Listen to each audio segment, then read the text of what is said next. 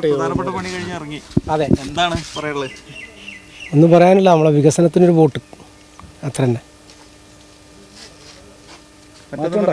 മാറ്റമുണ്ടോ? തുടരുമോ മാറുമോ? തുടരും. ഉണ്ണിയേട്ടനോട് സംസാരിച്ച പറഞ്ഞ ഒരു കലാകാരൻ എന്ന രീതിയിൽ നാട്ടിലൊക്കെ ഇങ്ങനെ യാത്ര ചെയ്യുന്ന സമയത്ത് കാണാൻ പറ്റുന്നത് പിന്നെ ഒരുപാട് നല്ല കാഴ്ചകളാണ്, നല്ല അനുഭവങ്ങളാണ്. അങ്ങനെയുള്ള മറ്റൊരു അനുഭവം എങ്ങനെയാണ് കഴിഞ്ഞ 10 വർഷത്തെ? ഇപ്പം മാറ്റം എന്ന് പറഞ്ഞാൽ നമുക്ക് കാഴ്ചയിൽ കാണാൻ പറ്റുന്ന ഒരുപാട് മാറ്റങ്ങളുണ്ട്. ആ മാറ്റങ്ങൾ നമ്മൾ എന്തായാലും ഉൾക്കൊണ്ടേ പറ്റൂ.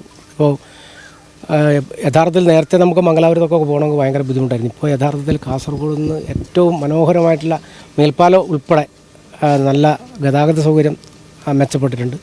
അതേപോലെ തന്നെ നമ്മുടെ സ്കൂളിലെ ഭൗതിക സാഹചര്യം മെച്ചപ്പെട്ടിട്ടുണ്ട്, ആശുപത്രികളുടെ സൗകര്യം മെച്ചപ്പെട്ടിട്ടുണ്ട്. അങ്ങനെ എല്ലാ മേഖലയിലും വലിയൊരു മുന്നേറ്റം ഉണ്ടാക്കാൻ വേണ്ടി കഴിഞ്ഞിട്ടുണ്ട്.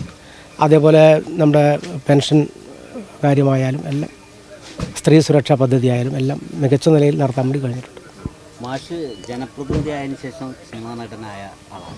അപ്പോൾ സാധാരണ സിനിമാ നടനായിട്ട് ജനപ്രതിനിധിയാവാനുള്ള ശ്രമം ധാരാളം ആളുകൾ നടത്തുന്നുണ്ട്. അത് വിജയിച്ചിട്ടുണ്ട്, പരാജയപ്പെടുത്തി.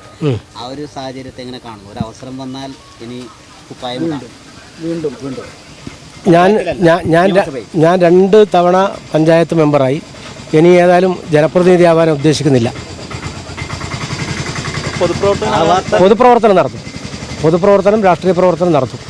ജനപ്രതിയാവാത്ത സിനിമാ നടന്മാർ വേണമെങ്കിൽ ശ്രമിച്ചോട്ടെ. ഞങ്ങൾക്കതിനെക്കുറിച്ച് അഭിപ്രായമില്ല. അതാ വ്യക്തിപരമായ കാര്യമല്ലേ, എൻ്റെ കാര്യമല്ലേ എനിക്ക് പറയാൻ വേണ്ടി പറ്റൂ. ഓക്കെ.